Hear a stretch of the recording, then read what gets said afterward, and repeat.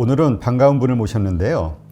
돈의 인문학 저자이시고 전 세종대 교수이셨던 홍익희 교수님을 모셨습니다. 안녕하세요. 예, 안녕하세요. 네, 지금 가장 큰 화두가 지금 이제 며칠 앞으로 하루 이틀 앞으로 다가온 이제 미국 대선의 결과인 것 같은데요. 네.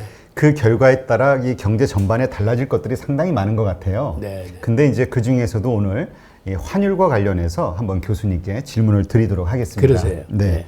일단 미국 대선이 끝난 다음 누가 대통령이 될지에 따라서도 그렇고 어쨌건 어떤 상황이 되든 이 환율이 어떤 식으로 흘러갈 것인가 요즘 워낙 강세가 되다 보니까요. 이런 궁금증을 가지고 있는 분들이 많은데 한번 좀 설명을 해 주시죠. 예.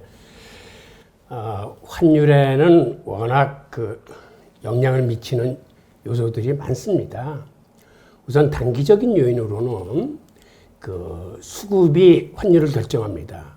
특히 외환창구에서의 수요와 공급인데 이거는 무역 수지라거나 어떤 자본 이동이 이제 주 요인이 되는 거고요.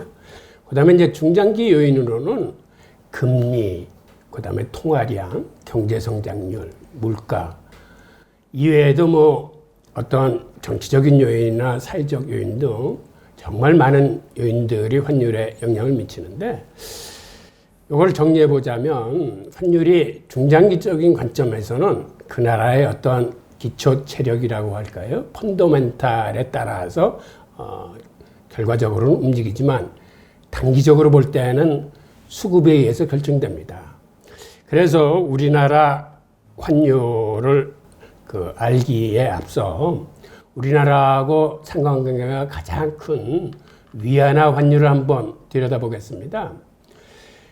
최근에 위안화 가치가 한 5개월 사이에 7%나 절상이 됐어요. 그러니까 달러당 7.18 위안에서 지금 현재 한 6.7 위안 아래로 움직이고 있는데 이러한 가파른 절상은 하여튼 근래에 보기 드문 속도입니다.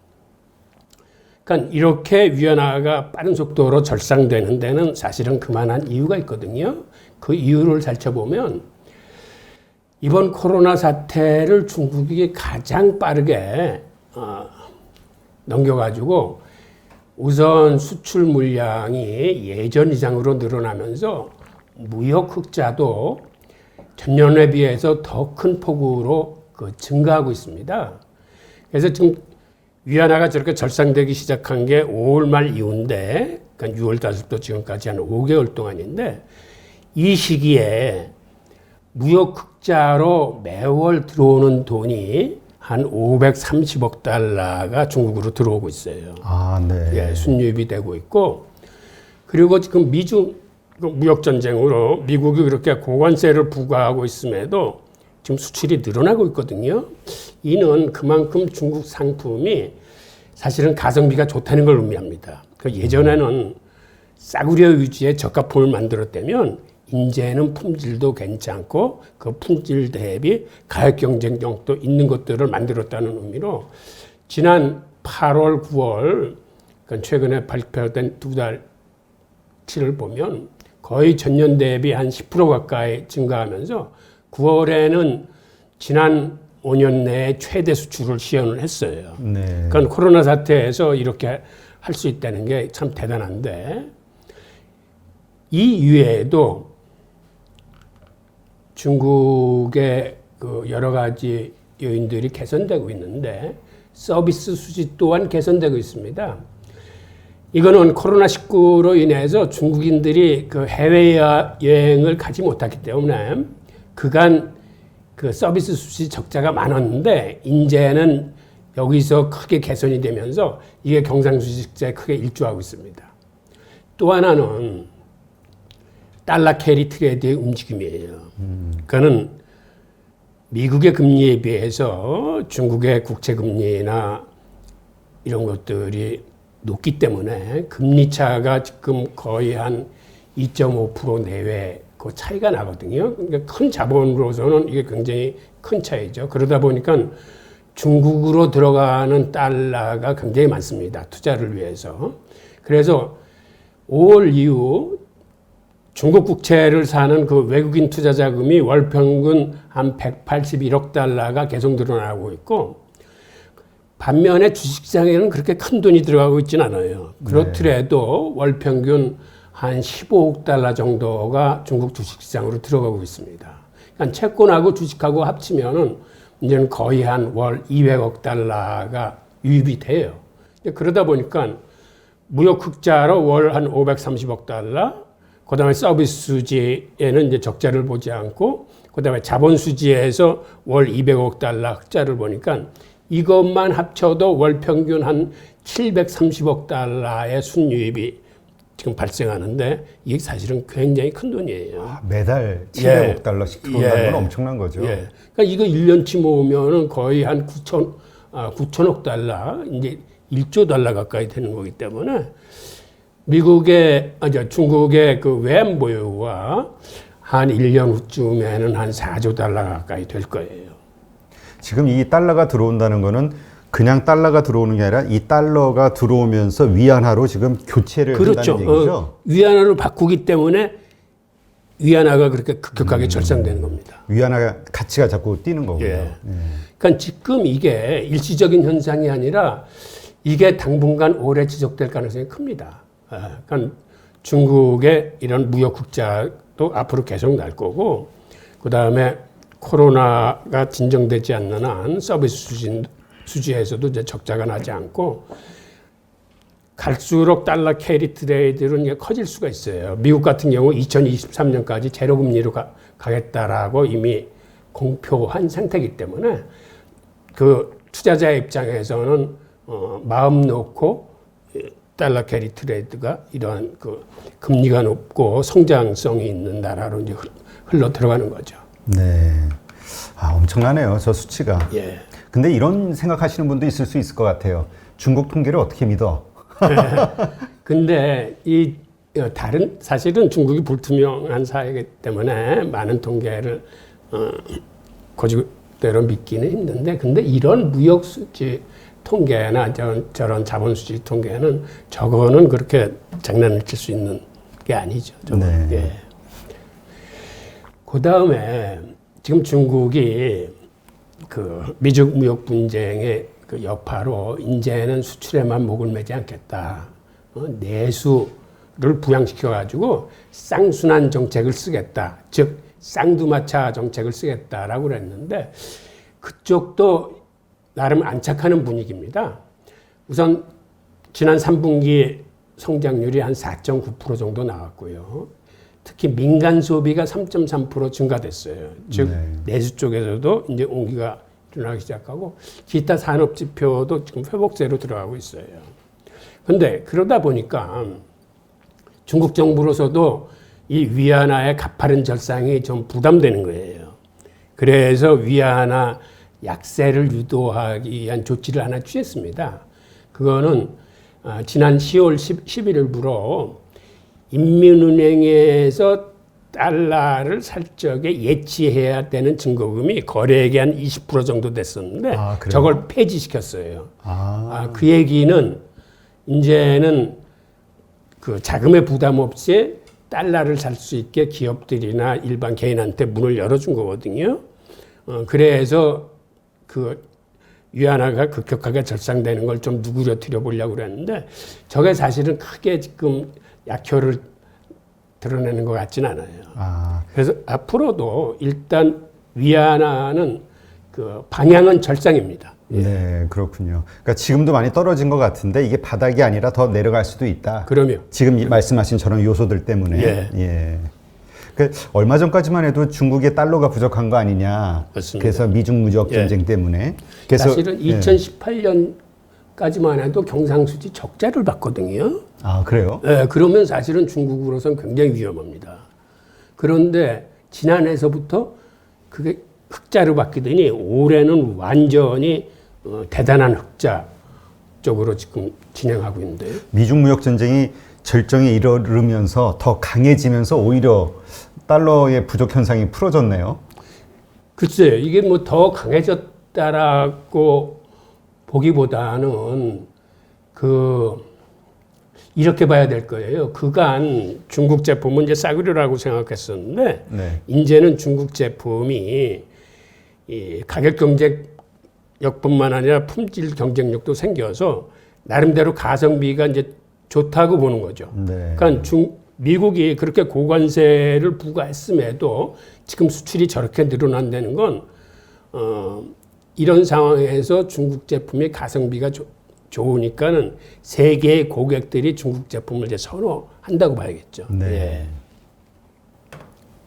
근데 지금 위안화도 이제 저렇게 강세가 되고 있지만 그 우리도 이제 원화가 동조화 현상을 벌린다 뭐 이런 얘기 하잖아요. 그래서 위안화 강세되면 우리도 강세가 돼가고 있고요. 그래서 이 원화의 강세 이 부분 때문에 또 걱정하는 분들도 많이 있거든요. 이거 관계는 어떻게 보시나요? 우리 원화는 그 위안화의 사실은 대체 통화예요. 프록시 통화라고 부르는데 그 이유는 우리 원화가 위안화하고의 상관관계가 지금 0.7을 상회합니다. 이렇게 위안화하고 연동성이 큰 이유는 우리나라의 대중 수출이 우리 전체 수출의 3분의 1이 중국 시장으로 들어가요. 네. 그러니까는 중국 본토로 들어가는 게 한 26% 정도 되고 홍콩으로 한 6% 정도 들어가는데 홍콩으로 들어가는 물량의 82.6%가 중국 본토로 들어갑니다. 네. 그러니까 홍콩으로 수출하는 건 대부분 중국으로 들어간다고 보면 되거든요. 그러니까 이 두 수치를 합치면 한 32% 정도 되기 때문에 3분의 1 정도는 중국으로 들어가는 거죠. 네. 예. 그러니까 우리가 정말 중국의 어떤 그 경제에 거의 그 뭐라 그럴까 너무나 이 상관관계가 크네요. 예, 그러니까 일종의 공동명차가 된 거예요, 이제는. 그러게. 그것도 예. 싫어하시는 분들이 있거든요. 중국은 망해야 되는데 중국이 때문에 우리가 더불어 산다. 그러니까 빨리 중국의 어떤 이런 예속되는 상황에서 벗어나야 된다. 이런 주장하시는 분들이 그러니까 있거든요. 어떤 정치적이나 국제관계 역학하고 사실은 경제하고는 좀 분리해서 생각할 필요가 있어요. 예. 그렇죠. 경제는 현실이니까. 그렇죠. 예. 아니 제가 장사를 하는데 예. 지금 장사하는데 전체 매출액의 30 몇 프로를 사주는 고객이 있는데 그 고객을 갑자기 내쫓을 수 없잖아요. 그럼 내가 죽게 생기는데. 예. 그런 어떤 물론 더 복잡한 관계가 있겠지만 분명한 건 쉬운 얘기는 아니라는 예. 거죠. 네. 그러니까 저렇게 중국 위안화가 지금 강세를 보여가지고 지금 한 6.7 근처에 와 있는데 그 통해 사실은 우리 원화도 지금 1285원에서 지금 1130원대로 아주 급격하게 절상이 됐거든요. 네. 그런데 지금 1130원 요 근처가 지난 10년간의 이게 평균 환율이에요. 그러니까 네. 1125원하고 1130원 근처가 지난 10년뿐만 아니라 지난 20년 사이에 이게 그 평균 환율이라 이게 일종의 지지선입니다. 네. 그래서 요 근처에서 아마 오랜 기간 등락을 거듭할 텐데 이 지지선이 무너지면은 우리 원화도 절상 속도가 더 빨라질 수 있어요. 아, 그래요? 그러니까 지금 이게 바닥이 아니라 그러니까 지금 말씀하신 대로 지금 그 뭐 이러저러한 상황들 때문에 그 한국도 어쨌든 뭐 대외 무역 수지가 흑자인 나라고 경제 회복도 OECD 국가들 가운데서는 가장 빠른 편에 속하잖아요. 이러한 요소들 때문에 오히려 더 원화 강세가 더 심해질 수도 있다. 예, 맞습니다. 그러니까 조금 전에는 이제 중국의 무역 수지나 서비스 수지, 이제 자본 수지를 알아봤는데 우리나라도 사실은 중국 못지않게 지금 상황이 좋아요. 네. 이 그래프를 보면 우리나라의 이게 그 무역 수지인데 우리나라의 무역 흑자가 전년 예년에 비해서 지금 급속하게 늘어나고 있습니다. 중국의 무역 흑자가 늘어나듯이 우리나라도 지금 무역 흑자가 굉장히 늘어나고 있거든요. 아, 네. 예, 그래서 우리나라도 사실은 펀더멘탈이 굉장히 좋은 거예요. 그러니까 전분기, 그러니까 우리가 코로나 이후 3월 이후 안 좋았잖아요. 예, 그거의 대비가 아니라 작년 대비로 이렇게 늘어난다는 건가요? 이 선은 작년도에 무역 흑자를 나타내는 선이고 이게 코로나 때문에 떨어졌다가 지금 회복하면서 오히려 무역 흑자는 좀 계속 늘어나는 추세죠. 그래요? 예. 그 다음에 중국만 국채의 그 외국인 투자가 늘어나는 게 아니라 이 그래프에서도 보면 아시겠지만 우리나라 국채에 대한 외국인 투자 비중도 지금 계속 늘어나고 있습니다. 그래서 지금 7월 말에 역대 최고치인 150조 원을 돌파했어요. 외국인들이 우리 국내 채권을 150조 원 이상을 지금 샀다는 얘기입니다. 네. 예. 그래서 중국의 패턴하고 아주 유사하게 갑니다. 중국이 무역 흑자가 늘어나고 어떤 자본 수지가 흑자 쪽으로 가는 거와 마찬가지로 우리나라도 무역 흑자가 늘어나고 자본 수지가 지금 흑자 쪽으로 가고 있거든요. 네. 그러다 보니까 IMF 같은 데서는 지난 10월 달에 그 세계 경제 전망 수정치를 내놨는데 이 수정치에서 보면 선진국에서는 우리 한국을 가장 상위에 랭크를 해놨고 개도국 중에서는 중국을 가장 상위에 랭크를 해놨습니다. 네. 그러니까 결국 세계에서 우리나라와 중국이 이런 코로나라는 위기 상황에서 가장 선방하고 있다고 이제 봐야 되는 거죠. 근데 IMF가 한국을 선진국으로 대우해 주나 보죠? 그렇죠. 사실상 우리나라가 지금 선진국 대열에 들어가 있어요. 그렇죠. 뭐 유럽, 이탈리아나 이런 나라들보다 훨씬 낫다니까. 우리나라가 수출이 지금 사실상 세계 5위거든요. 네. 우리 위에 네덜란드가 하나 있는데 거기는 중개무역 기지가 돼놔서 그걸 제외하면 우리나라가 지금 세계 수출 5강이고 그 다음에 무역 규모나 이것도 이번 코로나 사태로 인해서 우리가 한 9위 정도로 좀 올라와 있을 거예요. 세계에서. 네. 그러니까 우리나라가 작은 나라치고서는 굉장히 강소국입니다. 네, 그러네요. 예. 그 다음에는 그 미국의 달러 인덱스를 한번 보겠습니다. 그런데 지금은 사실은 달러 인덱스보다는 그 중국 달러 위안화 이 환율이 사실은 더 중요해요. 달러 인덱스는 이제는 사실은 우리한테는 큰 의미가 없어요. 왜 그러냐면 달러 인덱스는 선진국 6개국 통화 대비의 가치를 나타내는 건데 그 중에서도 유로화 비중이 가장 큽니다. 그러니까는 유럽 경제가 어떻게 되느냐, 유로화가 어떠한 포지션에서 움직이느냐에 따라서 이제 달러 인덱스가 결정되는데 지금 유럽 상황이 굉장히 안 좋아요. 네. 미국도 지금 일일 확진자가 며칠 전에는 거의 10만 명에 도달해서 50개 주 중에서 35개 주가 지금 확산되고 있거든요. 그래서 재확산으로 들어갔는데 유럽은 그게 더 심해요, 지금. 그래서 유럽과 미국을 보면은 코로나 확산세도 유럽이 더 심하고 유럽은 이미 지금 스페인이나 프랑스 등이 국경 봉쇄를 단행을 했습니다. 그 다음에 유로존에서도 대규모 그 양적 완화 시행을 지금 예고를 하고 있어요. 그 다음에 미국보다도 역성장 수치가 더 나쁠 거예요. 네. 그러니까 경제 성장이 더 마이너스 쪽으로 가고 있거든요. 그러면 달러 가치도 유로화 대비 달러 가치가 약세로 갈 이유는 없어요. 그래서 당분간 이 달러 인덱스는 횡보할 가능성이 커요. 여태까지는 쭉 하락세를 가져왔었는데 그런데 유럽이 이렇게 다 안 좋은 건 아니고 사실은 펀더멘털 자체는 미국보다 좋습니다. 즉 그 얘기는 유럽은 경상수지, 유럽 연합 자체가 경상수지 흑자예요.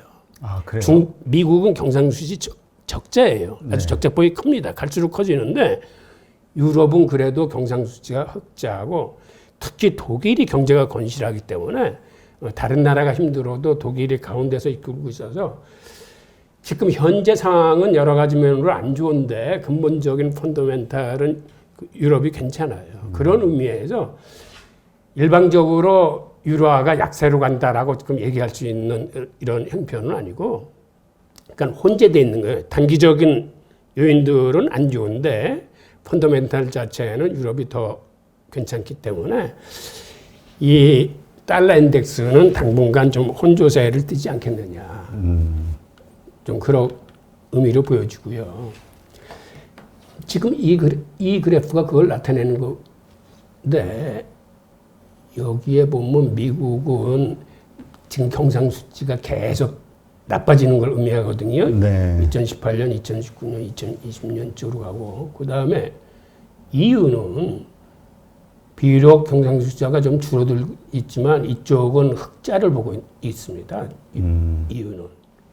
그 다음에 미국에 대한 그 상품 수지도 중국 다음에 흑자를 많이 보는 게 유럽연합이에요. 그러니까 이런 요인으로 보면은 유로화가 달러에 비해서 그렇게 궁극적으로는 약세로 가지는 않을 거다라는 걸 보여주는 거죠. 이게 유럽연합의 펀더멘털을 가르치고 있으니까. 네. 근데 문제는 단기적으로 코로나 재확산 속도하고 이런 것들이 지금 유럽이 더 심하기 때문에 단기적으로는 좀 횡보를 할 가능성이 큽니다. 네. 그 다음에 마지막으로 미국 대선 이유를 한번 살펴보겠습니다. 미국은 사실은 대통령이 누가 됐든지 간에 상하원은 그 민주당이 그 석권할 그 가능성이 있어요. 근데 그걸 이제 지금 블루웨이브라고 부르던데 아마 민주당의 색깔을 파란색으로 표시하니까 그렇게 얘기하나 본데 블루웨이브가 실현되면은 재정적 정책이 이제 확대됩니다. 네. 그리고 부자 증세로 갈 가능성이 있는데 지금 상황이 어렵기 때문에 부자 증세를 지금 당장 시행하지는 않겠지만 재정 정책은 아마 큰 폭으로 늘릴 거예요. 그래서 지금 민주당에서 얘기하는 게 경기 부양책을 2조 2천억 달러로 하겠다라고 지금 민주당이 얘기하고 있는 건데 사실은 저 2조 2천억 달러가 엄청나게 큰 금액입니다. 그러니까는 글로벌 금융 위기 때 그 3차에 거쳐서 양적 완화한 수치가 한 3조 5천억 달러예요. 네. 그리고 이번에 코로나 사태가 터져가지고 푼 금액이 양적 완화를 한 게 한 2조 9천억 달러 풀었고 그 다음에 이제 재정 정책으로 그 후속적으로 풀긴 했지만은 저게 풀리면 어떤 문제가 벌어지냐면 지금 연준의 대체제표가 지금 7조 1천억 수준이거든요. 네. 그런데 거기에 2조 2천억이 더 시중에 풀리면은 그 몇 가지 그 현상이 생기는데 하나는 달러 약세가 이제 가속화됩니다. 저렇게 돈이 많이 풀면. 네. 그 다음에 그보다 더 큰 문제는 국채 시장의 금리를 올려가지고 시중금리가 상승이 돼요. 지금도 매월 그 국채 경매 날짜가 되면은 금리가 치솟거든요. 그 얘기는 너무 국채 공급이 과다해서 수요가 제대로 그걸 받아내지 못하고 그 경매 날마다 국채 가격이 떨어져가지고 즉 국채 가격이 떨어진다는 건 국채 금리가 오른다는 얘기거든요. 네. 그래서 금리가 상승하는데 시중 금리가 상승하면은 지금 이런 시국에서 왜 문제냐면 예를 들어서 10년물 미국 국채의 금리가 올라가면 그건 그대로 30년물 모기지 금리하고 연동이 됩니다. 그 다음에 회사채 금리하고 또 연동이 돼요. 네. 지금 사실은 가장 겁나는 게 회사채 금리가 올라가서 회사채 부도가 발생해서 CLO라는 파생 상품을 건드리면은 신용위기가 오기 때문에 그걸 사실은 가장 겁내는 거거든요. 네. 그 다음에 미국의 부동산 경기가 겉으로는 호황인데 그 모기지 연체나 임대료 체납이 지금 굉장히 늘어나고 있어요. 그런데 저렇게 시중금리가 올라간다는 얘기는 모기지 금리를 올려서 그 연체율이 더 높아질 수 있거든요. 그래서 경기를 살리는 건 좋은데 저런 그 약점도 갖고 있기 때문에 저 상황을 좀 유심히 보셔야 될 거예요. 네. 그 다음에는 누가 되든지 간에 미국의 그 리더십 회복 여부가 또 다른 관건입니다. 지금 그 웰치 교수 같은 양반이 달러 가치가 급격하게 하락할 거라는 건 사실은 마지막 방점이 저 리더십에 있거든요. 네. 그러니까 예를 들어서 트럼프 대통령이 들어와서 뭐 기후 협약 탈퇴하고 뭐 동맹국들하고 마찰이 있고 뭐 등등 하면서 미국이 그간 그 세계를 리더했던 어떤 리더십에 크게 그 손상이 왔기 때문에 그게 잘못하면은 달러 가치에 악영향을 끼쳐서 달러 가치가 급격하게 하락할 수 있다라고 하는 건데, 하여튼 저거는 누가 되더라도 저 문제는 신경을 써야 될 겁니다. 아, 그러면 그 미국에서 그게 화제가 됐다고 하던데 그 스티븐 로치 교수가 30% 내년도 예. 내년이면 한 30% 정도 달러 가치가 하락할 것이다. 이 얘기가 주요 원인이 아까 말씀하신 그 달러의 그 뭐라 그럴까 양적 완화 이런 거보다도 사실 미국의 리더십에 더 큰 방점을 찍고 있는 건가요? 그렇죠. 그러니까 경제적인 요인, 그 양반도 이제 월가 출신이기 때문에 경제적인 요인도 다 늘어나면서 옛날하고 다른 가장 큰 요인이 미국의 리더십의 붕괴에 있다고 보는 거죠. 네. 그러니까 미국의 리더십의 붕괴는 곧 달러 가치에 대한 그 붕괴라고 보는 거죠. 그 양반이 뭐 내년 정도에 잘못하면 한 35%가 달러 가치가 떨어질 수 있다고 보는 건 그렇게 폭락을 한다는 얘기는 바로 그 얘기를 하고 있는 것 같습니다. 네.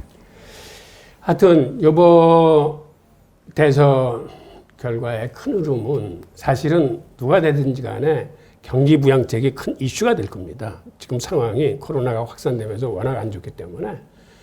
그래서 경기 부양책이 그 양의 과다의 차이는 있지만 누가 되더라도 달러화 약세는 앞으로 계속될 겁니다. 네. 단 민주당이 되면 양을 더 많이 풀기 때문에 더 크게 이제 하락한다는 거고. 그래서 골드만삭스는 지금 이렇게 얘기해요. 이거를 결론 삼아 말씀드릴 수 있겠는데 달러는 현재 약세 위험에 처해 있다. 2018년 기록했던 최저 수준까지 떨어질 수 있다라고 밝히면서 올해 약 한 3% 가까이 떨어졌는데 앞으로 4% 정도 추가 하락할 수 있다라고 지금 얘기를 하고 있습니다. 아, 그래요? 그러면 지금 뭐 사실 우리 서학개미라고 표현하는 뭐 외국에 투자하는 분들도 좀 있고요. 그 다음에 이제 이러저러한 안전자산으로서 달러를 보유하고 있는 분들도 많이 있잖아요. 이런 분들 입장에서는 이 환율이 되게 민감할 텐데 이게 이제 우리는 일단 그래도 기본적으로 바닥이라고 믿고 있는데 사실은 더 떨어질 가능성도 있으니 사실은 되게 주의를 해야겠네요. 그렇죠. 네. 그러니까 우리가 이 달러에 대해서는 안전자산이라는 어떤 단어를 사용하면서 뭔가 이 뭐라 그러죠? 위험자산? 예, 그러니까 뭔가 우리 스스로 너무 큰 신뢰를 부여하는 게 아닌가. 예. 그러니까 이제 자꾸 달러 가지고 있으면 안심이 되고 뭐 이런 거. 근데 그러지 않을 수도 있다라는. 그러면 위기 시에는 사실은 안전자산이 없죠. 지금은 국채도 안전자산으로 보지 않거든요. 그 달러도 마찬가지로 안전자산이라고 보기에는 지금은 상황이 좀 아주 어렵습니다. 네. 그러니까 하여튼 계속해서 이 달러의 어떤 그 추세 이런 것들을 잘 관찰하시면서 투자하는데 정말 그 신중을 기하셔야 될 것 같다는 생각이 드네요. 예, 맞습니다. 네. 알겠습니다. 네. 그러면 이번에는 그 연준이 왜 양적 완화로 돈을 못 푸는지 이 이유에 대해서 한번 설명을 좀 들어보죠. 지금 많은 사람들이 조금만 그 경제 상황에 대한 어떤 부정적인 시그널이 나오면은 연준만 쳐다보잖아요. 근데 연준은 뭐 가만히 있고 그러니까 뭐 돈을 안 푸는 거야, 못 푸는 거야, 별의별 얘기가 다 있는데 교수님은 어떻게 보시나요? 예. 연준은 사실은 통화 정책의 지금 한계를 좀 절감하고 있고 게다가 또 그 양적 완화에 대한 반성이 미국 경제계 리더나 유럽 쪽에서부터 심각하게 나온 상황이고 그다음에 연준은 비상시를 대비해서 그 해야 할 일이 따로 있습니다. 그러니까 자산 가격을 위해서 즉 주식시장이나 부동산을 위해서는 지금 돈을 풀 수 있는 그러한 여건이 아니에요. 네. 그러니까 그 관계를 제가 그 설명을 드리겠습니다. 네. 예. 우선 그간의 양적 완화에 대한 반성이 오래전에 시작됐는데 이거를 바깥으로 문제를 꺼내서 공론화시킨 건 2014년에 연준 이사장인 제넷 앨런입니다. 제넷 앨런이 용단을 내려서 이 자료를 공개했는데 이게 지금 자료에서 보시는 이 그래프거든요. 네. 여기 보면 상위 3%만 그래프가 우상향을 합니다. 그 가운데 있는 그 초록색 그래프인데 상위 3%의 소득만 올라가고 있고 밑에 점선인 차상위 9%는 현상 유지를 하고 있어요. 네. 그다음에 제일 위에 그래프는 나머지 미국 국민 90%를 의미하는데 저쪽은 소득이 매년 계속 줄고 있습니다. 아, 근데 이게 사실은 무슨 의미냐면 이게 상당히 중요한 함의를 갖고 있는데 10명이 사는 사회를 가정했을 때 돈 잘 버는 한 사람이 나머지 9명보다 돈을 더 많이 버는 거거든요. 네. 이러면 무슨 일이 생기냐면 중산층과 서민들은 사실은 버는 대로 다 써요. 근데 돈이 한 사람한테 전체의 50% 이상이 몰리면 이 사람은 쓰는데 한계가 있기 때문에 이 사람한테 들어간 돈은 축적이 되면서 사회로 환원되지가 않습니다. 즉 소비의 절반이 사회로 나오지 못하고 축적되기 때문에 공급은 과잉인데 소비가 부진해서 불경기나 이제 공황이 들이닥치는 거죠. 네. 그러니까 이 자료를 발표하고 제넷 앨런이 뭐라고 그랬냐면 미국의 소득 불평등이 100년 만에 최악의 수준이다. 우리 미국이 기회의 땅 맞나? 라는 이런 얘기를 합니다.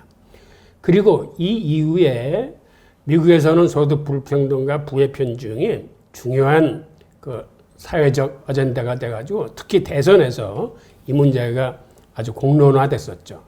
그런데 이러한 소득 불평등에 대해서 가장 먼저 반성을 했다고 그럴까요? 그러한 리더가 로버트 루빈 전 재무부 장관이에요. 이 양반이 사실은 골드만삭스 회장 출신인데 재무부 장관을 하면서 보니까는 미국의 소득 불평등이 점점 심화되고 있으니까 아 이게 굉장히 큰 문제구나라는 걸 인지를 해서 퇴직 후에는 1999년도에 이 양반이 브루킹스 연구소로 들어가서 해밀턴 프로젝트라는 연구를 하는데 이 테마가 소득 불평등에 심합니다. 아, 네. 네. 이 양반은 사실은 저 연구를 하면서도 이거를 공론화시키지는 못했어요. 그냥 애둘러서 파이가 커져야 서민들도 부가 증진할 수 있다라고 얘기하고 일단 이 문제를 덮어뒀는데 문제가 점점 더 심각해지니까 2014년에 그 제넷 앨런이 이거를 이제 용감하게 이제 공개를 합니다. 네. 이게 미국에서만 저러한 그 반성이 나온 게 아니라 사실은 유럽 쪽에서 먼저 나왔어요. 그때 당시 IMF 총재 지냈던 그 크리스틴 라가르드 같은 사람은 양적 완화가 있는 사람들의 배만 불렸지 저게 국민들을 위해서 한 효과가 뭐냐라는 이런 반성을 내놨거든요.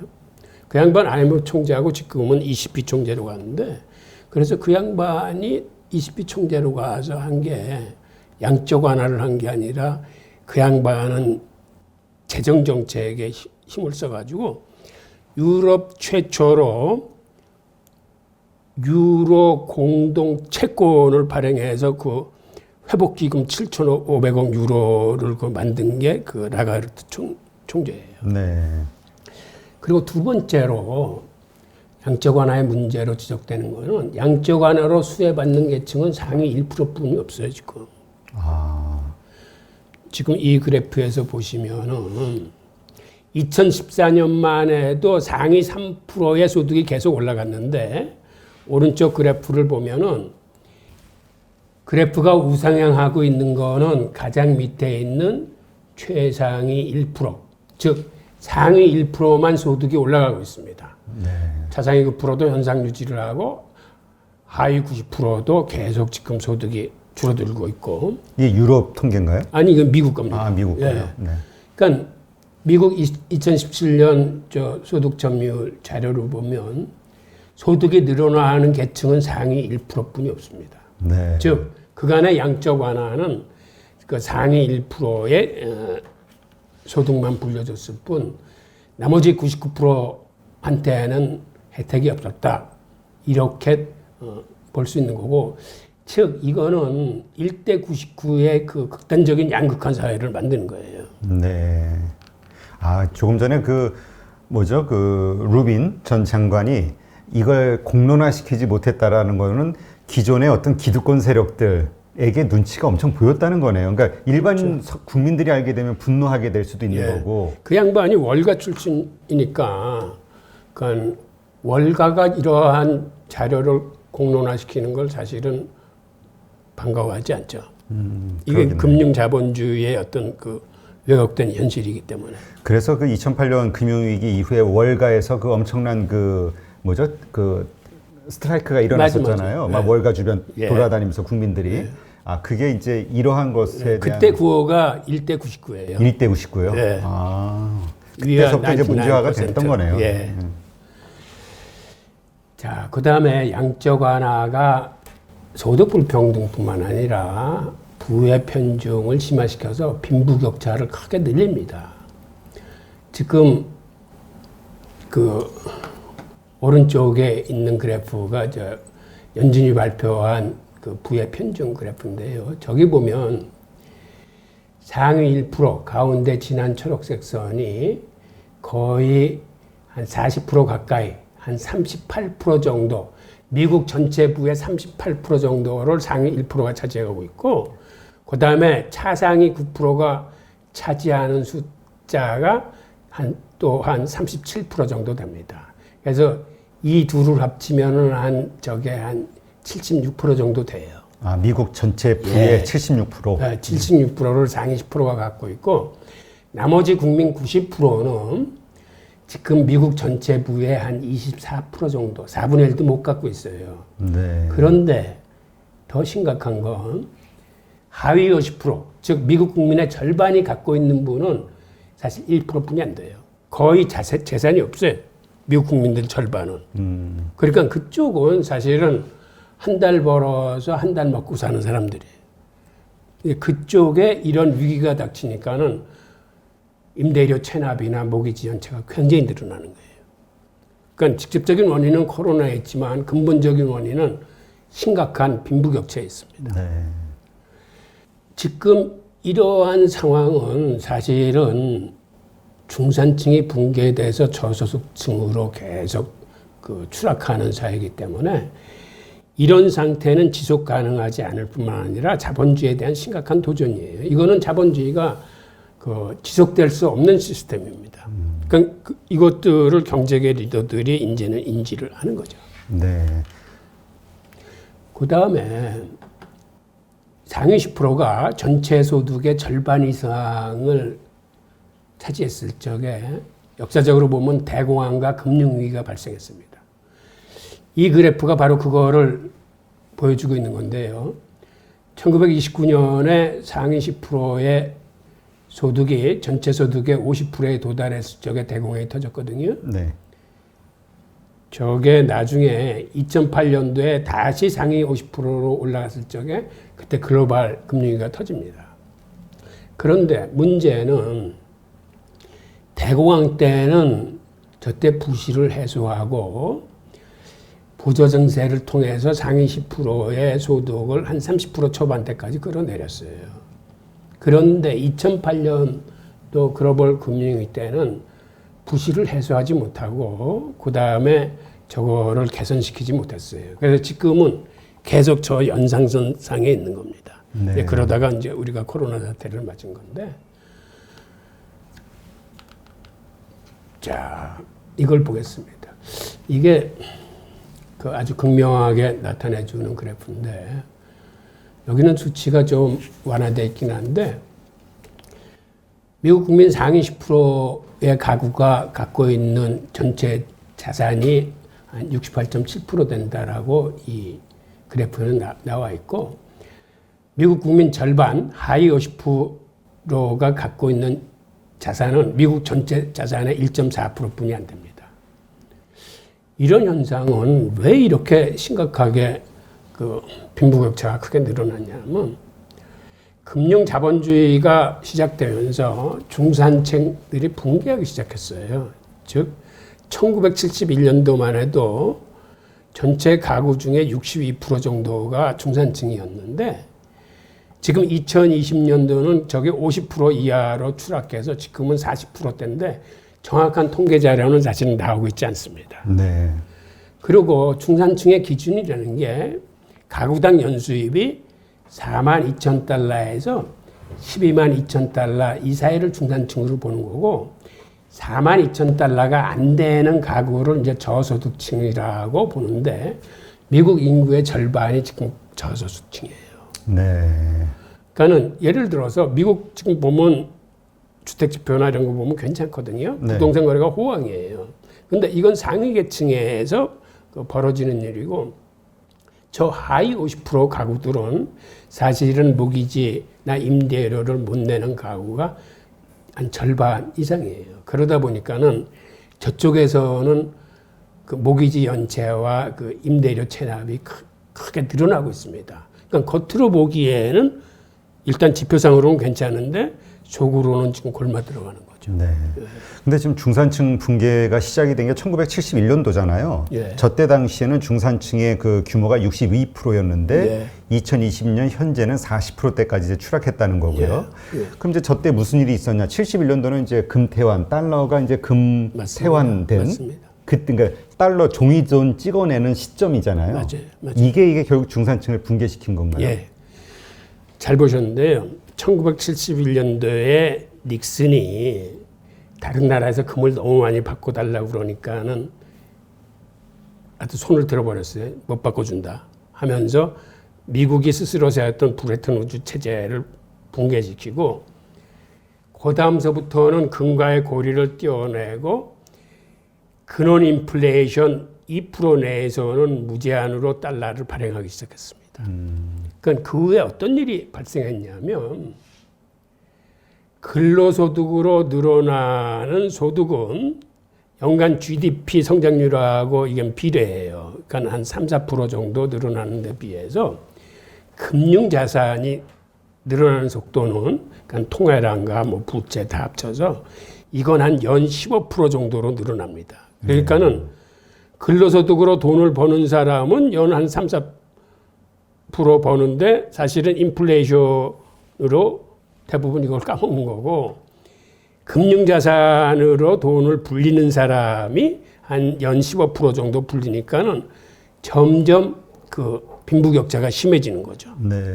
그러면서 그게 오랜 기간 계속해 오면서 금융자산을 활용할 수 있는 상위 10%는 급격하게 재산이 늘어나는 거고 일반 국민들 한 90%는 월급은 올라가는 것 같은데 그게 인플레이션을 쫓아가지 못할 정도가 되니까 계속 소득이 줄어드는 거예요, 사실상.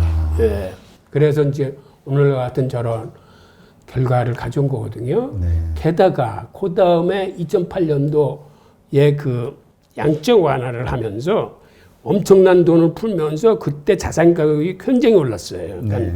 부동산 가격이나 주식 가격. 그러니까 그러한 자산을 갖고 있는 계층은 굉장히 이제 부가 증대가 됐지만 그렇지 못한 계층은 상대적으로 굉장히 이제 낙후될 수뿐이 없었던 거죠. 네. 그래서 우리가 이제 경제 위기가 되면은 경제가 안 좋으면 일단 첫 번째로 하는 게 의례적으로 금리 인하잖아요. 예. 근데 그 금리 인하를 되게 부정적으로 보는 분들도 있더라고요. 전문가 분들 가운데서. 그게 정말 경제를 살리는데 무슨 도움이 될 것이냐. 오히려 정말 일반 중산층들 그 금리 그 뭐 진짜 그 이자 받아서 금융기관에서 이자 받아서 먹고 사는 사람들의 부까지도 뺏어가는 그런 결과를 만드는 거 아니냐 이렇게까지 얘기하는 분도 있던데요. 예, 이제 그게 바로 이제 통화 정책의 한계인데요. 사실은 예전에는 금리를 내리면은 투자가 살아나서 성장이 이루어져야 되는데 예를 들어서 글로벌 금융위기가 일어났을 적에 부실을 해소하지 못하고 돈을 쏟아 부어 가지고 사실은 부실을 덮어버린 거예요. 네. 근데 그러다 보니까 사실은 한계 기업이나 좀비 기업 같은 그다음에 부실 채권 같은 건 이게 조정이 되고 다시 그 위에 이제 새싹이 돋아나야 되는데 이런 한계 기업이나 좀비 기업들이 정리가 안 됐을 뿐만 아니라 하도 시중에 많은 돈이 뿌려졌는데 그거는 최자산 시장으로 들어간 거예요. 부동산 가격 올리고 주식 시장으로 올리고 이게 찬바람이 불고 있는 저 한대에 있는 국민들한테는 스며들지 않았기 때문에 소비자 물가 자체를 건드리지 않습니다. 소비가 살아나지 않기 때문에. 그래서 여기는 디플레이션을 걱정할 상황이고 여기는 자산 가격이 마냥 오르는 거예요. 그러니까 이 상위 10%만 배가 불러지고 나머지 국민들 90%는 점점 그 온돌에서 쫓겨나서 차가운 저 윗방으로 몰리는 거죠. 근데 이제 그러한 상황, 그게 이제 결국 이제 부의 양극화 현상인데 아까도 말씀하셨던 그 루빈 장관이 예. 그러한 것에 대해서 입을 다물었다는 거는 이제 일반 서민층이 알면은 폭발할 수밖에 없는 거잖아요. 예. 불평등에 대해서 뭔가 항의를 할 수 있고 이러한 것을 전에도 말씀하셨던 근원 인플레이션 물가 지수 이런 것을 통해서 자산의 인플레이션을 일반 인플레이션에다 통계 수치를 합치지 않으니까 맞습니다. 이쪽은 우리가 볼 때는 물가 오른 게 없고 그냥 살기는 점점 어려워지는데 그냥 뭐 달라진 건 없는 것 같아. 정부가 잘못한 건 없는 것 같아. 이런 생각이 드는 거잖아요. 예. 그러나 자산 가격에서 인플레이션, 그러니까 있는 사람들 쪽에 이런 것이 합쳐졌을 때는 엄청난 양극화 현상이 벌어지는 거죠. 실제로 주부들은 장바구니 물가가 많이 올랐다고 느끼는데 정부에서 발표하는 근원 인플레이션은 안 오르는 이유가 지금 말씀하신 대로 근원 인플레이션에서 물가의 폭등을 가져올 만한 요소는 죄 빼놔버렸어요. 그러니까는 거기에 뭐 야채나 곡물이나 이런 것뿐만 아니라 그 에너지 가격 같은 것도 죄 빼놔서 살면서 뭐 기름값 올라가고 그다음에 마트에 가서 장바구니 가격 올라가는데 정부 발표 수치는 계속 낮은 거예요. 부동산도 거기에 포함이 안 되잖아요. 안 되죠. 그러니까 사실 부동산하고 주식 가격도 포함이 안 되고 단 저거는 포함이 돼요. 그 렌트비하고 이쪽은. 예. 네. 그러니까 어떻게 보면은 이러한 우리가 사실 어떤 문제점을 알아야 자꾸 항의를 하고 수정 어떤 요구를 하게 되잖아요. 그러니까 뭔가 부의 양극화 현상을 먼저 없애려는 어떤 우리가 시도를 하는 첫 단계가 아무래도 이런 착시 현상을 일으킬 수 있는 어떤 물가 지수에 대한 이 조정이 현실적으로 이루어져야 되는 게 아닌가 이런 생각이 드는데요. 맞습니다. 하여튼 그러한 물가 지수 자체가 태어났던 그 역사적 배경이 사실은 연준이 그 행정부에 끌려다닐 적에 예를 들어서 금리를 오히려 인상해야 될 시점에 금리를 인하되거나 화폐 발행을 축소해야 될 시점에 화폐 발행을 늘린다거나 이런 일을 하기 위해서 그렇게 좀 왜곡시킨 그러한 소지가 크거든요. 그래서 이제는 이런 것들을 좀 현실화시키고 다시 검토해야 될 필요가 있죠. 네, 그렇군요. 네, 그러면 계속해서 또 어떤 이유들로 우리 그 뭐라 그럴까 연준이 양적 완화를 통해서 돈을 더 못 푸는지 그 이유들을 더 남은 이유들을 설명을 해주시죠.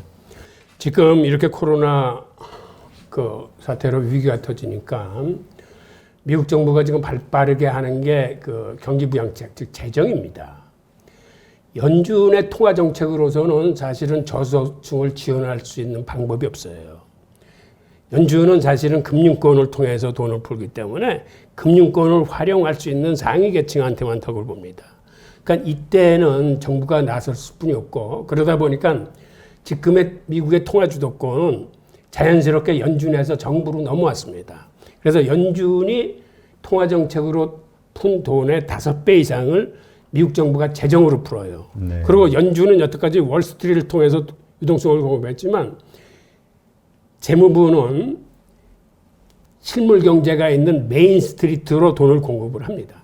그리고 메인 스트리트에 있는 저소득층 개인들한테 직접 돈을 싸주고 그다음에 기업들도 선별해서 지금 대출을 해주고 그러니까 연준은 금융권을 통해서 두리뭉실하게 유동성을 공급하는 반면에 미국 정부는 선별을 해서 점적 관수식 통화 공급을 하거든요. 그거는 타겟을 목표를 명확하게 한 다음에 그 타겟별로 얼마의 돈을 어떻게 쓰이는데 지원하는지를 아주 명료하게 해서 지원을 하는 거예요. 네. 그래서 실제로 올해 상반기에 연준이 3조 4천억 달러를 집행했는데 그중 절반이 저소득층 개인들한테 직접 지급이 됐습니다.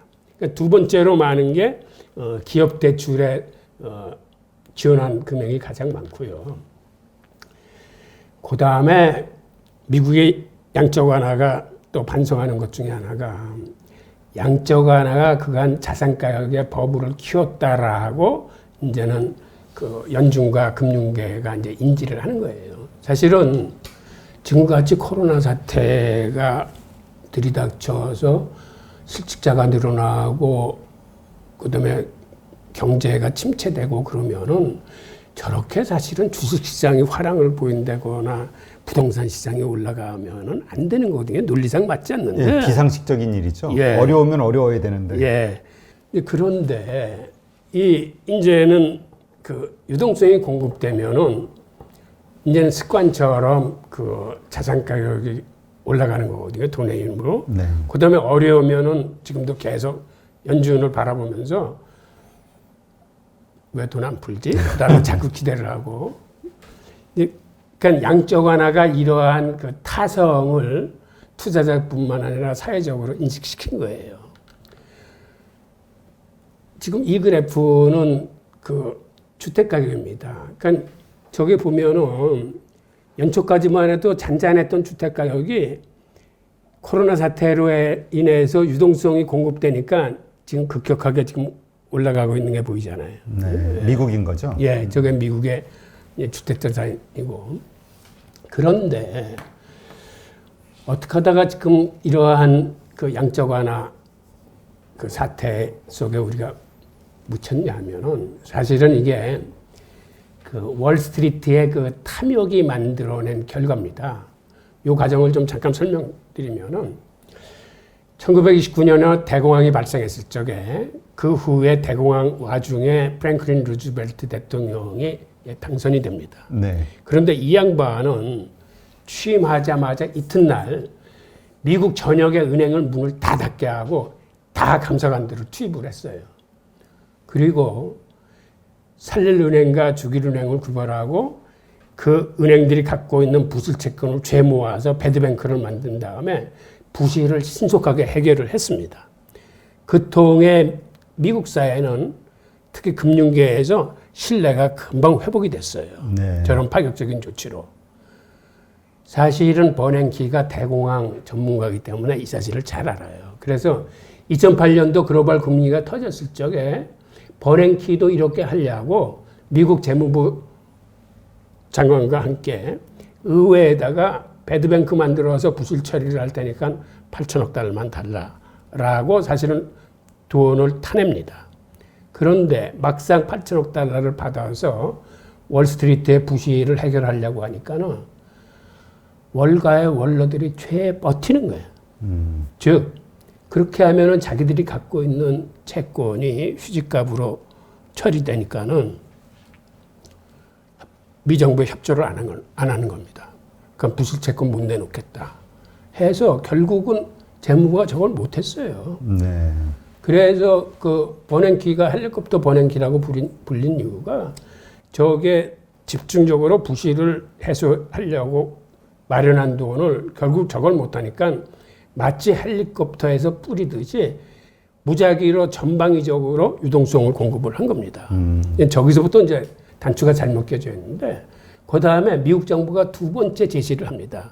그러면 부실 채권을 못하더라도 당신들이 지금 당장 자금이 없지 않느냐. 일단 주식을 내놔라. 그러면 그만큼의 자금을 지원하겠다. 그리고 우리가 그 받은 주식은 절대 의결권을 행사하지 않고 사태가 가라앉으면 다시 교환해 주겠다. 라고 했을 적에 처음에는 응하는 듯 하다가 결국 이것도 응하지 않았습니다.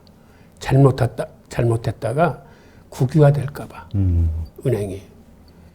그래서 미국 정부는 마지막 세 번째 제안을 합니다. 그러면은 지금 은행의 장부 가격에 모든 채권이 구입 당시의 가격으로 돼 있는데 이 채권의 시가평가제를 실시하자.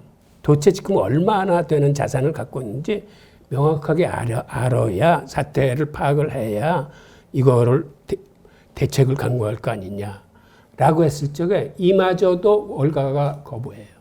그러니까는 결국 정부가 할 수 있는 게 하나도 없어요. 채권의 시가평가제는 할 만한데 왜 안 했을까요? 그렇게 하면은 자기들의 부실이 다 드러나게 되니까. 아, 그러니까 예. 부실이 그만큼 컸으니까 예. 드러날까봐. 예. 그래서 이때 부실을 해결하지 못한 원죄를 미국 정부나 연준은 갖고 있는 거예요. 그러니까 이때 부실을 해결하지 못했기 때문에 그 부실 채권을 발행한 한계 기업들이 이게 죄 살아나서 이게 좀비 기업들이 돼 있는 거예요.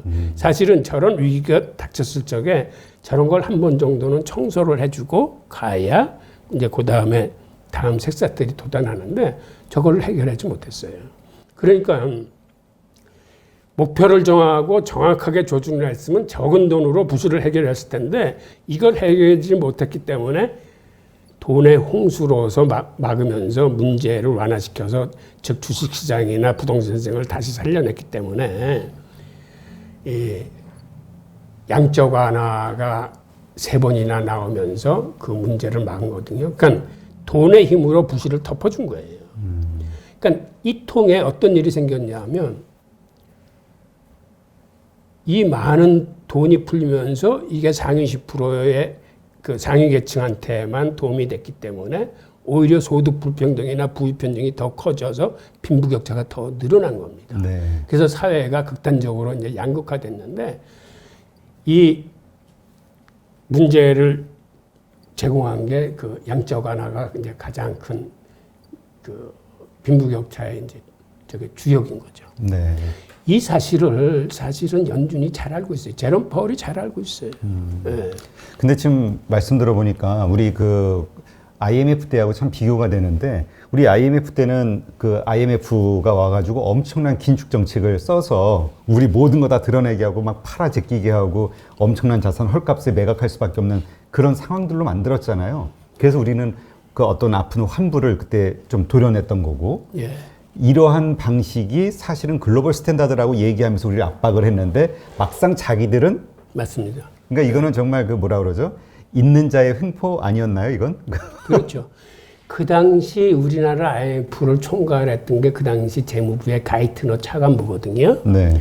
가이트너 차관보가 2008년도 글로벌 금융위기의 그 사실은 주인공이에요. 이 양반이 글로벌 금융 원래 차관보를 하다가 나와가지고 뉴욕 연방준비은행의 총재를 합니다. 네. 이때 글로벌 금융위기가 터져서 사실은 뉴욕 그 연준이 가장 돈이 많아요. 그래서 연준의 돈으로 월스트리트에 돈을 뿌립니다. 그래서 월스트리트를 살려내. 그리고 그 오바마 대통령 들어왔을 때 다시 재무부 장관으로 그 픽업돼요. 그러니까 가이트너 재무부 장관 같은 경우는 원래 재무부 출신이었다가 연준에 갔다가 지금 어디가 있는지 아십니까? 지금은 사모펀드 회장으로 가 있어요.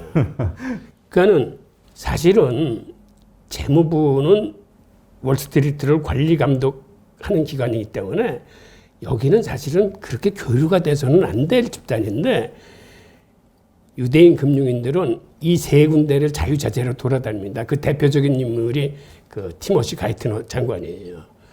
재무부, 연준, 월스트리트를 마음대로 왔다 갔다 하잖아요. 근데 이런 사실을 미국 신문이 그렇게 지적하지 않습니다. 아. 그 이유는 언론조차 그들의 그 영향력 아래 있기 때문에 그래요. 자, 지금 이제 다시 이제 정리를 하자면은 사실은 이런 역사를 갖고 있기 때문에 그 연준이나 재무부로서는 이 상황을 잘 알고 있습니다. 그래서 연준은 더 이상 그런 우호를 이제 반복하지 않으려는 거고 실제로 이 그래프를 보면 연준이 6월 5일 이후에 연준의 대차대표는 큰 변동이 없어요. 그 얘기는 거의 돈을 풀지 않고 있다는 거거든요. 네. 그런데 실제로 연준이 공약했던 월 1,200달러어치의 국채와 모기지증권을 사주겠다는 건 사실은 시행을 하고 있어요. 아. 그런데도 저렇게 변화가 없다는 거는 저 사들인 것만큼을 다른 곳에서 회수하고 있는 거예요. 네. 그러니까 전체적으로는 유동성을 풀고 있지 않은 겁니다. 그리고 또 하나는 사실은 연준이 직접 나서지 못하기 때문에 연준으로서는 그 상업은행들의 모든 규제 사항을 풀어주면서 니네들이 지금 연준에 예치한 초과지분이 많으니까 이걸로 국채나 모기증권을 좀 사라라고 그 유도를 했어요. 그래서 처음에는 준비금 요건도 0%로 내려주고 그 상업은행이 위험자산을 소유할 수 있는 그 규제도 완화해줬고 했을 적에 이 그래프에서 보이는 것처럼 상업은행이 연준에 예치한 초과지금 준비금이 한 3조 2천억 달러 정도 되는데 굉장히 많은 돈입니다. 그래서 저게 6월달 이후로 한 2달 동안은 저 돈이 시중으로 나와서 그 국채나 다른 채권들을 샀어요. 네. 그러다가 이제는 국채조차도 금리가 인상되면서 가격이 하락하는 징조를 보이니까 이거를 이제 안전자산이라고 인지하지 않고 아 이거 위험자산이네 여기 발 빼야겠네 라고 생각하면서 다시 국채를 매각하면서 저 초과준비금을 이렇게 다시 늘리고 있는 그러한 지금 형국입니다. 네. 그러니까는 대형 은행들조차도 지금은 연준 말을 듣지 않아요. 즉 이 사람들은 이윤에 움직이는 집단이기 때문에 국채를 사서 그게 이익을 내면 모르겠지만 지금처럼 국채를 샀는데 가격이 떨어진다라고 하면 그건 연준의 뜻대로 지금 돌아가지 않는 거죠. 그 다음에 또 하나는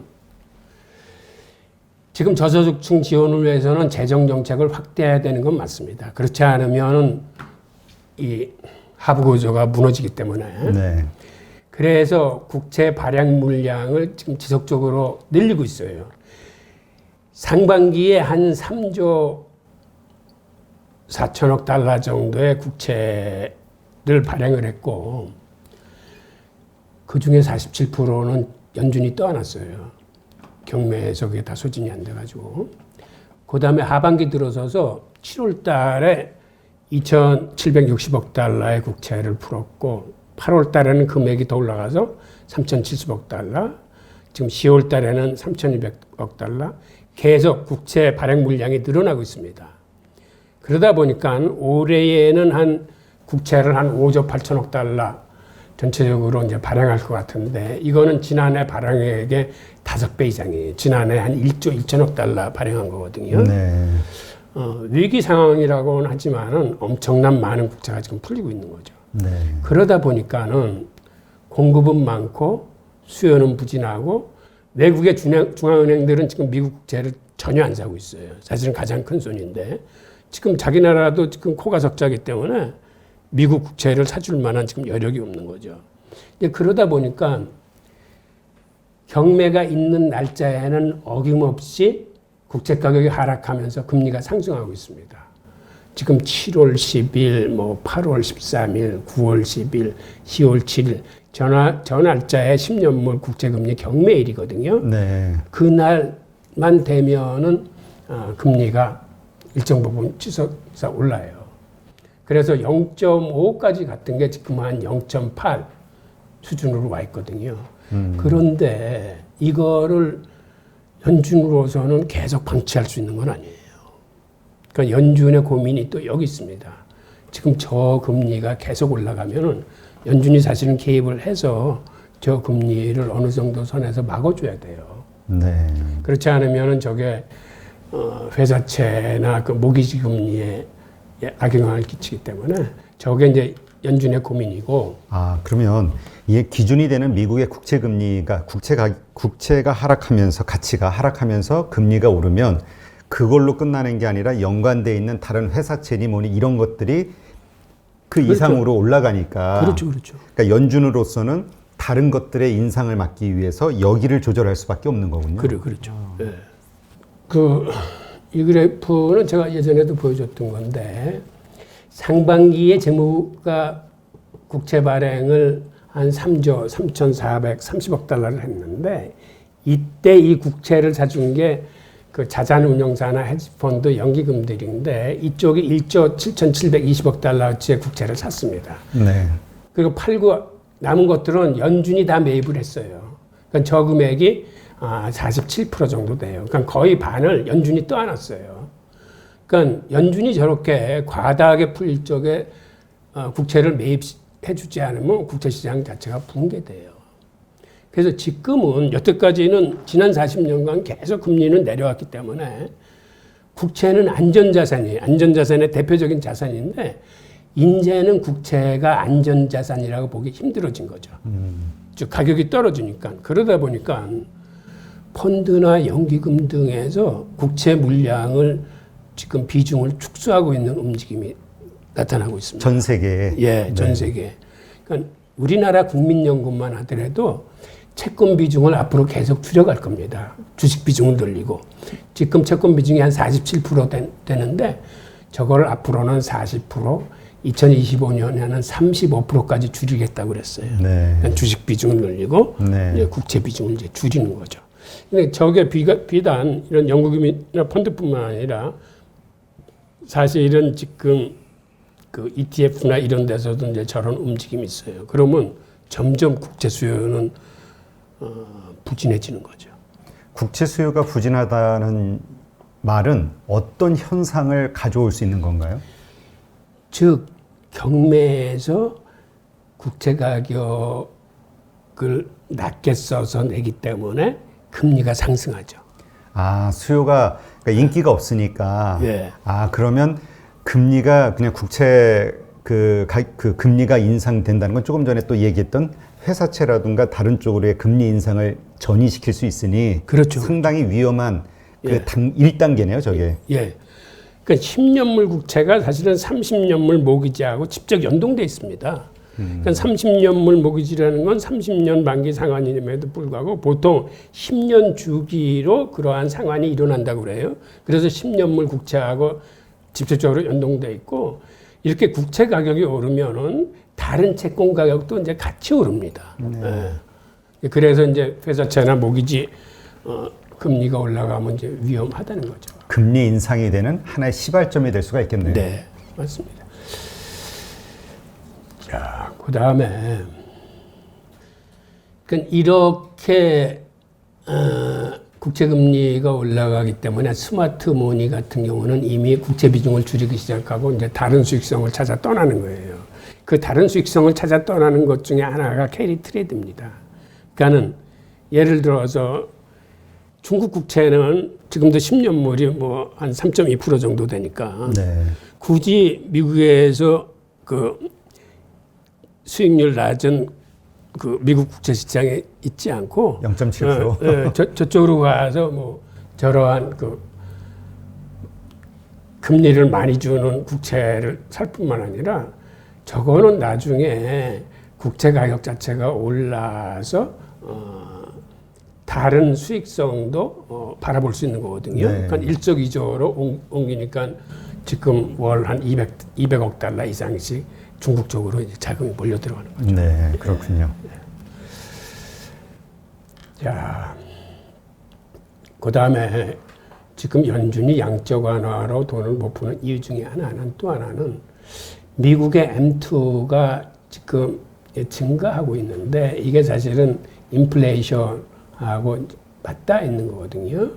그러니까는 전년 대비해서 지금 이 M2가 한 23.7% 정도 증가했는데 앞으로 2조 2천억 달러의 만약 민주당 안이 통과돼서 그 국채가 발행돼서 나온다면은 연준이 그거를 인수하면서 그 유동성을 살포하게 되면은 이쪽으로도 M2가 많이 늘어날 겁니다. 네. 그다음에 마지막으로 지금 우려되고 있는 거는 코로나 재확산 추세인데 이게 지금 미국의 일일 확진자 수인데 지금 그래프를 보더라도 이미 정고점을 돌파해서 많이 올라가고 있는 추세예요. 그러네요. 예. 즉 이렇게 되면은 경제 봉쇄가 우려될 뿐만 아니라 이게 심해지면 더블딥이 오는 겁니다. 그다음에 실업자도 당연히 늘어날 거고. 그래서 연준이 지금 자산 시장을 위해서는 돈을 못 풀고 연준은 지금 비상시를 대비하고 있는 겁니다. 실탄을 아끼고 있는 건데, 즉 하나는 앞으로 재정용 국채가 정말 2조 2천억 달러씩, 저게 또 일회성으로 그치는 게 아니라 그 위에도 계속될 거기 때문에 만약 저 국채가 시중에서 제대로 소화되지 않으면 저 연준이 떠안으면서 돈을 풀어야 되거든요. 네. 저런 비상시가 하나 또 있고, 또 하나는 아까 말씀드렸듯이 시중금리가 너무 오르면은 연준은 개입을 해야 돼요. 지금 시중에서 800억 달러의 국채를 매월 사고 있고 모기증권도 400억 달러 사고 있음에도 지금 시중금리는 계속 올라가거든요. 그 정도로는 안 된다라는 거기 때문에 만약 지금처럼 계속 올라가는 속도가 저렇게 가파라져서 뭐 10년물이 1%를 넘어간다거나 하면은 아마 연준이 개입을 해야 될 겁니다. 네. 저 때는 양적 완화를 하더라도 사태를 막기 위한 거기 때문에 기존의 자산 시장을 위해서 그 양적 완화를 했던 거하고는 성격이 틀리죠. 예. 네. 그러니까 연준으로서는 상당히 지금 그 최악의 상황을 대비할 수밖에 없는, 그렇죠. 그래서 뭔가 맞습니다. 지금 막 아낄 수밖에 없고 오히려 실탄을 모아 놓을 수밖에 없는 그런 상황이라고 우리가 이해를 해야겠네요. 네. 그만큼 또 뭐라 그럴까요? 펀더멘탈, 경제 펀더멘탈 자체는 최악을 상정할 만큼 안 좋아지고 있고, 맞습니다. 일순간 뭐 경기 지표는 또 오르는 것도 있기는 있지만 어쨌든 전반적으로는 네, 그러면 우리가 이제 소위 그 MMT라는 그 현대 화폐 통화 이론인가요? 네. 이 말이 나온 것은, 그러니까 정부가 재정 정책을 통해서 그 메인 스트리트에다 돈을 직접 풀고 그러기 위한 자본을 국채를 발행하는 걸 통해서 조달하는데, 그 국채를 연준이 매입을 해주고, 이거 자체를 MMT라고 볼 수 있는 건가요? 지금으로 봐서는 MMT가 이제 좀 진화하고 있다라고 이제 보여지는데, 그러니까 원래 MMT는 그 기축통화국은 그 통화 발행을 정부 주도로 아무리 많이 해서 갖다 쓰더라도 큰 문제가 없다. 그리고 정부가 일자리 창출의 마지막 보루가 돼야 된다라는 개념이 준데, 지금 미국의 그 경기부양책에서 기본소득과 현대통화 이론을 전격 채택했지만은 완전히 그러한 유형은 아닙니다. 지금은 좀 시발점이기 때문에 약간 그 요소를 가미한, 즉 통화 주도권을 정부가 가져와서 이제는 그 저소득층의 기본소득을 쏴줄 뿐만 아니라 그들의 일자리 보존과 창출을 위해서 선별적으로 이제 통화를 정부가 공급하고 있지만, 큰 의미에서는 현대통화 이론의 개념을 갖고 왔는데 그 현대통화 이론이 얘기했던 그 방식은 아니에요. 하지만 그런 개념의 하나라고 이제 봐야 되는 거죠. 네. 근데 이제 이러한 것들이 점점 어려워지다 보면은 자꾸 그 우리가 알고 있는 그 현대 화폐 통화 이론, 그거에 그 가장 근접한 방식으로 자꾸 변해가겠네요. 그렇죠. 하여튼 지금 현재 글로벌 경제 상황, 그다음에 미국의 어떤 금융과 관련된 상황들은 현재 이렇게 돌아가고 있다라는 어떤 현실을 이제 우리가 좀 한번 짚어본 거고요. 이것을 이제 어떻게 투자에 적용하실지는 이제 각자의 몫으로 저희가 넘겨야 되겠죠. 왜냐하면 이렇게 경제가 어렵고 데이터가 힘든데도 불구하고 금융시장은 상승할 수가 있으니까. 그런데 어느 순간 또 그게 터질 수도 있는 거고, 이건 알 수가 없는 거죠. 하여튼 이러한 데이터를 각자 어떻게 그 활용하실지 한번 잘 심사숙고해 보시고요. 대신 이제 연준이 우리가 그 교수님이 이제까지 지적하셨던 그러한 문제점들을 어떠한 방식으로 극복하려는 노력을 하는지, 이게 아마 키포인트가 되지 않을까 싶은데요. 맞습니다. 그게 과연 효과가 있을지 없을지에 대한 우리의 판단이 맞느냐 틀리냐에 따라서 투자에 대한 성패도 좀 달라질 것 같고요. 네, 하여튼 우리 홍익희 교수님하고 이렇게 글로벌 경제 금융 상황을 짚어보다 보면은 자꾸 이 두뇌 그 레벨이 업그레이드 되는 느낌이 들어서 네, 오늘도 아주 맛있는 그 지식을 섭취한 것 같은 그런 기분이 듭니다. 네, 오늘도 이렇게 나와주셔서 감사하고요. 이제까지 돈의 인문학 저자이신 홍익희 교수님과 함께했습니다. 고맙습니다. 감사합니다.